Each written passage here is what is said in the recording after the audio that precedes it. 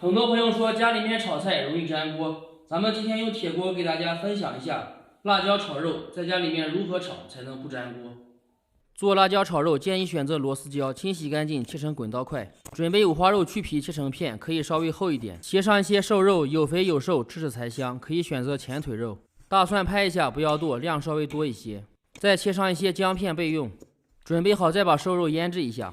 加入盐、鸡精、生抽、老抽、料酒、蚝油，盐一定要少放，抓拌均匀。想让肉片吃起来更嫩滑，可以往里面加少量水。接下来开小火，锅里不用放油，下入螺丝椒，先用勺子压一下，再翻炒，让它均匀受热，这样比直接放油炒更能激发出辣香味。炒至有一点发软，加一点盐，翻炒一会儿，这样最后炒出来辣椒和肉都有味道。炒好以后先倒出。炒肉不粘锅的关键就是要热锅凉油，锅冒烟再放油，下入肉片，用中小火炒，大火容易把肉炒干。炒至出油，颜色发白，下入瘦肉。还有一点需要注意，腌肉的时候最好不要放蛋清和淀粉，把肉片炒散，有一点变色就可以了。